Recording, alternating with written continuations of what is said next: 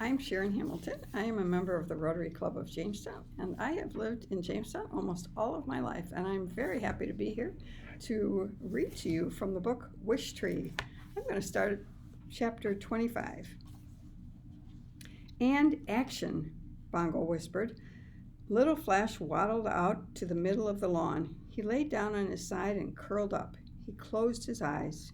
He drew back his lips, revealing tiny, needle-sharp teeth. Perfect, Bongo said. Try foaming at the mouth, dear, Harry Spiders called. Down the street we could see Stephen approaching. Luckily, Samara was just a few yards behind him. Flash leapt up. How am I doing, Ma? Wonderfully, my baby, said Harry Spiders. Mommy's so proud of her little opossum. Be dead, Bongo cried. Oh yeah, Flash shrugged. I kind of forgot, Aunt Bongo. I'm not your aunt, Bongo said. I'm not even a member of your species. Well, that doesn't really matter, I chided. Be dead, Bongo cried again. Flash hiccuped. Oh my, said Harry Spiders. He does that when he's nervous. How come I can't be dead, Mom? Said Rose Petal. Newbies, quiet, Bongo commanded. Flash, stop hiccuping, dude. Here they come, I whispered. Stephen and Samara. The hiccups got louder. Flashlight, Bongo said. Now. Don't call him that, his mother cried. Flashlight froze. He stopped hiccuping. Foam dripped from his mouth. His half-open eyes were glazed and unseeing. The works, Bongo whispered. Brilliant. Stephen found Flash first. Samara was close behind. What should we do? Stephen asked. Success, I thought. They were actually talking to each other. Don't touch it, Samara said. It might be rabid, or it could be just playing dead. I read that opossums will do that. I'll go get my mom. Maybe she can call someone. Sounds good, said Samara. To my disappointment, Stephen and Samara nodded at each other and promptly went into their separate houses. And once again, that was that. All that work just for a few moments of conversation? How exactly did people make friends? How hard could it be? Still, I reminded myself, Stephen and Samara had spoken to each other, and that was a good first step, wasn't it? Flash, Bongo called. Time to go back to your den, buddy, before they come back.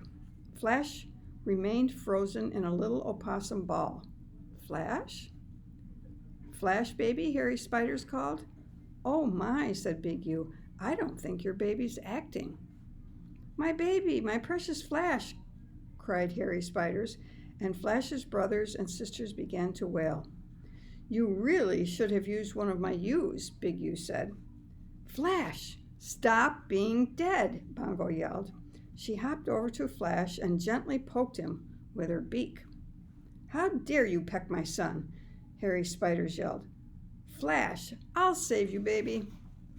Harry Spiders dashed out of her hollow, scrambled down my trunk, and promptly fainted. Oh, great, said Bongo. Just fantastic. Like mother, like son. What now, wise old tree? You grab Flash, I instructed. Fresh baked bread and Big U, can you rescue Harry Spiders? Call her over Fresh's den under the porch. Harry Spiders called my children's boisterous, Big U said. Big U said, my children stink, Fresh Baked Bread said. Over 2 centuries of life, and I'd hardly ever raised my voice. This was one of those times. Now, I commanded, just as the door to Stephen's house opened. You'd be surprised how fast raccoons and skunks can be when they're motivated. Stephen and his mother eventually gave up trying to find the mysterious baby opossum. Samara watched them from her living room window, but she didn't venture out. After about an hour, Harry Spiders and Flashlight woke up and returned on wobbly legs to their den. And that was that. Again. Don't worry, I told Bongo. 3rd time's a charm. What's that supposed to mean? It's just something people say. Charm, Bongo sneered. Did you know that's what people call a bunch of hummingbirds? No, actually. Hummingbirds. which, let's face it, are pretty much just overdressed flies. But a bunch of us crows together, guess what we get to be called? What? A murder. A murder of crows. Can you believe it? A bunch of trees, you're a grove. A bunch of raccoons, a gaze. Bongo flapped her wings, but crows? We're called a murder. Are you quite finished? I asked. Sorry, I'm worried about you, and I get grumpy when I'm worried. Bongo plucked out a piece of new grass and tossed it aside. I have one more plan to get Samara and Stephen talking, I said. How about a plan to get you not turned into a picnic table? I can't control everything in life, Bongo, I said gently, and if I could, what fun would that be? But this little thing, this wish of Samara's, I can make it happen. At least I think I can. I don't understand why this matters so much to you. She reminds me of a little girl I knew a long time ago. You're a Budinsky, said Bongo wearily, but I love you anyway. She looked at me something like the crow version of a smile, beak open, head cocked, eyes gleaming. So what's plan number 3?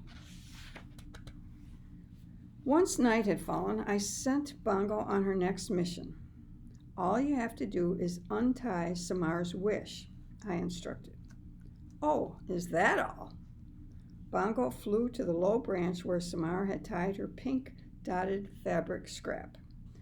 She yanked on it with her beak several times. Easier said than done, she reported. You're a crow. Use a tool. Crows are well known for making and using tools. They're probably the brainiest birds around. Bongo poked and considered. I have a paper clip in my collection. I'll give it a shot. It'll never work, Agnes predicted from her nest. I think owls are secretly a bit jealous of crows. One by one, heads poked out of my hollows, as well as the skunk den under the porch, to watch Bongo at work. What's Bongo doing, Ma? asked one of the ewes. It's called tool use, said Big Ewe. No big deal. Folks, if you can't say something helpful, I said, please don't say anything at all. Bongo returned with a small piece of twisted metal. Straightened paper clip, she explained. Found it on the school playground. With great effort, she managed to slide the straight end of the paper clip into the knot. But try as she might, she couldn't pull the knot free. Almost got it, Bongo muttered between her clenched beak. Why is Bongo doing that? Harold asked Agnes. There's no explaining crows, Agnes said.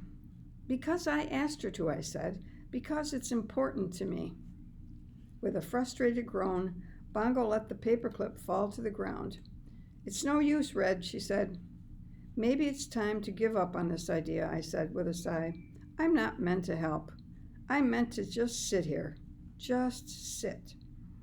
A gentle wind rippled my leaves. No one spoke. Wait, just a minute, said Big Ewe. Maybe I can lend you a paw. You're awfully heavy for that branch, Agnes pointed out. Let her try, I said. Carefully, Big Ewe inched her way out onto the limb where Samara's wish was tied. She was indeed heavy, and my branch bowed under her weight, but I held firm. She toyed with a knot using both front paws. Before long, she pulled the strip free.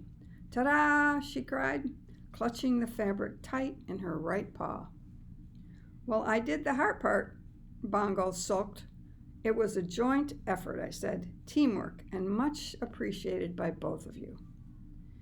You have the wish, said Agnes. Now what, Red?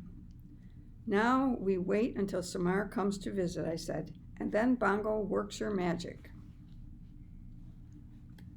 The moon bathed us all in a cool blue light as we awaited Samara's nightly visit. She came out in her robe and slippers. Sitting on her blanket, she waited patiently as the babies scrambled over to her feet. Around her neck, she was wearing the berry-boned key that Bongo had given her. Where's my crow friend? She whispered as the ewes somersaulted in front of her. She looked up into my branches, and I was glad I'd instructed Bongo to hide on Stephen's roof. Right on schedule, Bongo flew to Stephen's bedroom window. She settled on the sill. Samar's fabric scrap dangled in her beak. Carefully, she tapped on Stephen's window. Nothing happened. I'd told Bongo to be as quiet as possible. We didn't want Samar to see what we were up to. Tap, tap, tap, louder this time. Still nothing. Stephen apparently was quite a sound sleeper. Bongo looked at me. Her eyes said, "Now what?" She tried again. Tap, tap, tap. Samar started. "What was that?" she asked. Fortunately, Harold distracted her with an attempt to fly onto her arm. It was more an awkward hop than a flight, and Samar giggled. Good going, thought Harold. Bongo dropped Samar's wish onto the sill. Tap, tap, tap. Nothing. She paced back and forth in front of the window. Then she froze. Her eyes glinted in the moonlight. Bongo leaned close to the glass and performed her very best fire engine siren. By the time Stephen's window flew open, Bongo was already back on the roof, watching her efforts pay off. Stephen peered out. He rubbed his eyes. He noticed the scrap on his sill. Frowning, he held it up, catching the moonlight in order to read the words written on the fabric. He looked down at the lawn. There was Samar, looking up at him, surrounded by an odd collection of baby animals. You rock, said Bongo.